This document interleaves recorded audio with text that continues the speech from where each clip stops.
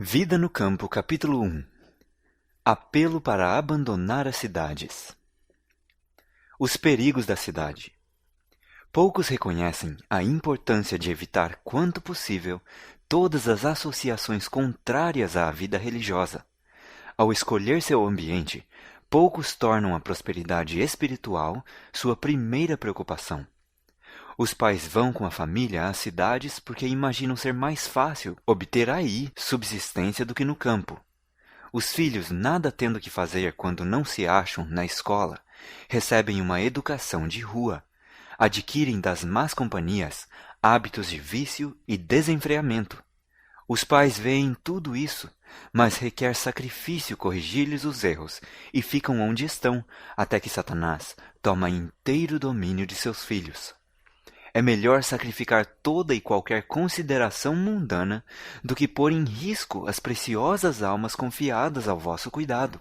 Elas serão assediadas pelas tentações e devem ser ensinadas a enfrentá-las, mas é vosso dever cortar qualquer influência, romper com todo o hábito, quebrar todo o laço que impedir de, com a vossa família, vos entregardes a Deus de maneira mais franca, positiva e sincera. Em lugar da cidade apinhada, buscai algum ambiente afastado, onde vossos filhos possam estar tanto quanto possível ao abrigo das tentações, e ali preparai-os e educai-os de modo a se tornarem úteis. O profeta Ezequiel assim enumera as causas que levaram ao pecado e destruição de Sodoma: soberba, fartura de pão, e abundância de ociosidade teve ela e suas filhas, mas nunca esforçou a mão do pobre e do necessitado. Ezequiel 16:49. Todos os que querem escapar da condenação de Sodoma devem fugir do procedimento que trouxe o juízo de Deus sobre aquela ímpia cidade. Não é plano de Deus que moremos na cidade. Em todo o mundo, as cidades estão se tornando viveiros de vícios. Por toda parte se vê e ouve o que é mau, e encontram-se estimulantes à sensualidade e ao desregramento. Avoluma-se incessantemente a onda de corrupção e de crime. Cada dia oferece um registro de violência, roubos, assassínios, suicídios e crimes revoltantes. A vida nas cidades é falsa e artificial. A intensa paixão de ganhar dinheiro, o redemoinho da exaltação e da corrida aos prazeres, a sede de ostentação, de luxo e extravagância, tudo são forças que, no que respeita à maioria da humanidade, desviam o espírito do verdadeiro desígnio da vida. Abrem a porta para milhares de males. Essas coisas exercem sobre a juventude uma força quase irresistível.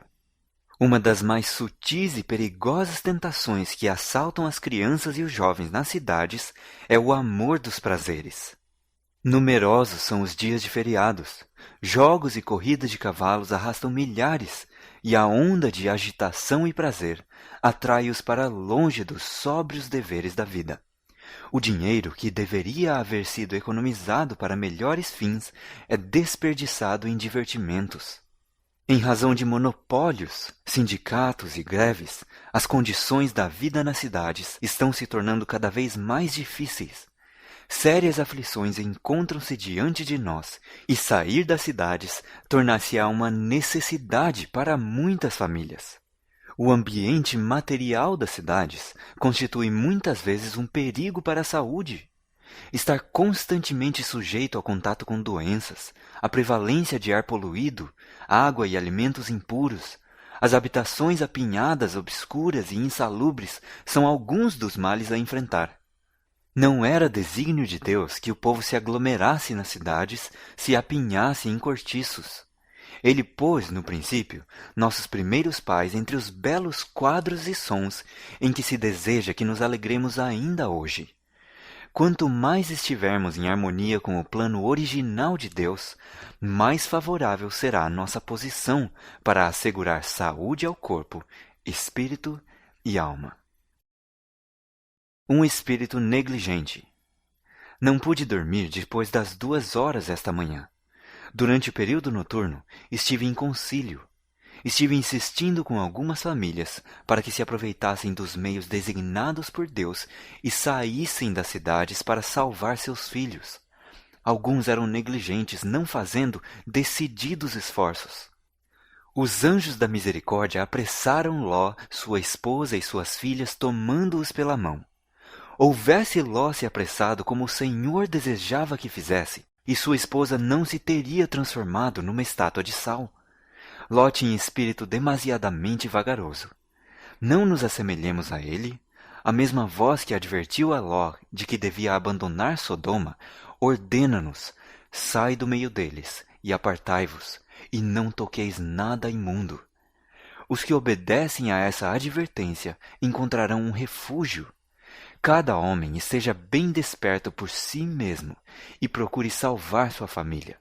Cinja-se para o trabalho. Deus revelará ponto por ponto qual deve ser a próxima coisa a fazer. Ouvi a voz de Deus por meio do apóstolo Paulo. Operai a vossa salvação com temor e tremor, porque é Deus o que opera em vós tanto o querer como o efetuar, segundo a sua boa vontade. Ló percorreu a planície com passos mal dispostos e lentos. Por tanto tempo se havia associado com operadores do mal, que não pôde ver seu perigo, até que a esposa ficou para sempre na planície como uma estátua de sal. As cidades serão sacudidas. Aproxima-se o tempo em que as cidades serão alvo dos juízos divinos. Dentro em pouco, as cidades serão terrivelmente sacudidas. Não importa quais sejam as dimensões e a solidez dos edifícios, nem quais as precauções tomadas contra incêndios. Quando Deus tocar esses edifícios, dentro de poucos minutos ou algumas horas, ficarão reduzidos a escombros. As cidades ímpias de nosso mundo serão varridas pela vassoura da destruição. Nas calamidades que agora atingem edifícios imensos e grandes distritos das cidades, Deus nos está mostrando o que irá acontecer em toda a terra. Resultado de não atender às advertências. Tenho ordem de declarar a mensagem, dizendo que as cidades onde reina a transgressão, extremamente pecadoras, serão destruídas por terremotos, pelo fogo e por dilúvio. Todo o mundo será advertido de que existe um Deus, que demonstrará sua autoridade divina. Seus invisíveis instrumentos ocasionarão destruição, devastação e morte. Todas as riquezas acumuladas serão como nada. Sobrevirão calamidades, calamidades as mais terríveis, totalmente imprevistas. E essas destruições seguir-se-ão umas às outras.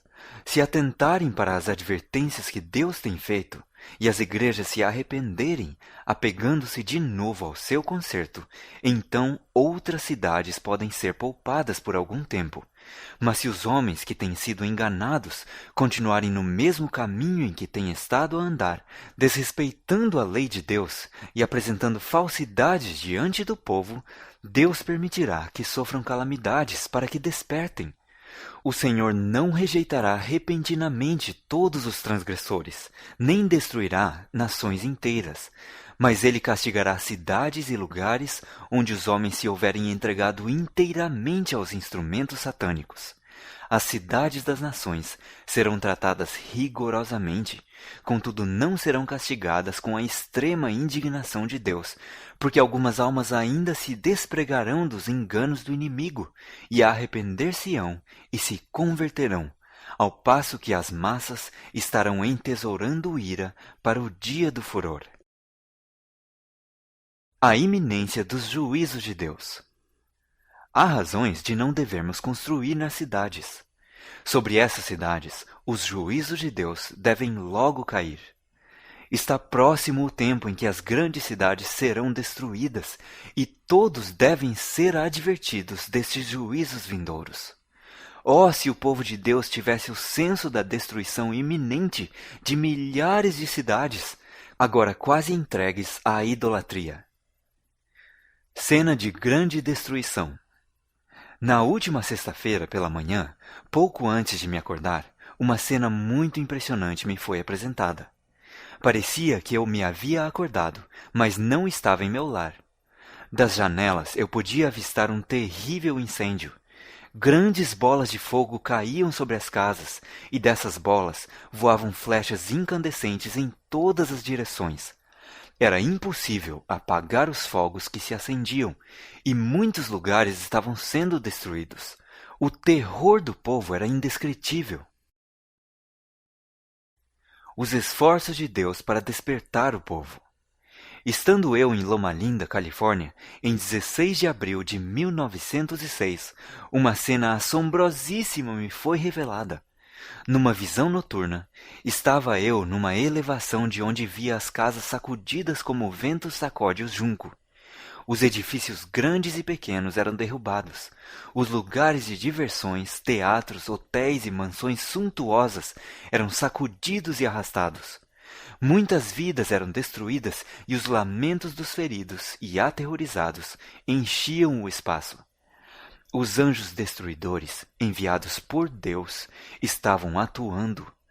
A um simples toque, os edifícios tão solidamente construídos que os homens os consideravam à prova de qualquer perigo, ficavam reduzidos a um montão de escombros. Nenhuma segurança havia em parte alguma. Pessoalmente, eu não me sentia em perigo, mas não posso descrever as cenas terríveis que me foram apresentadas. Dir-se-ia que a paciência divina se tivesse esgotado e houvesse chegado o dia do juízo. O anjo que estava ao meu lado me disse então que poucas pessoas reconhecem a maldade imperante no mundo moderno, especialmente nas grandes cidades. Declarou que o Senhor determinou um dia em que a sua ira irá castigar os transgressores pelo persistente menosprezo de sua lei. Embora terrível, a cena que me foi revelada não me causou tanta impressão quanto as instruções que recebi nessa ocasião. O anjo que estava ao meu lado declarou que a suprema soberania de Deus e o caráter sagrado de sua lei devem ser manifestados aos que obstinadamente se recusam a obedecer ao Rei dos Reis. Os que preferem permanecer infiéis serão feridos pelos juízos misericordiosos, a fim de que, se possível for, cheguem a despertar e a perceber-se da pecaminosidade de seu procedimento. Perigos para os que permanecem desnecessariamente. De acordo com a luz que me foi dada, insisto com o povo para que saia dos grandes centros populosos.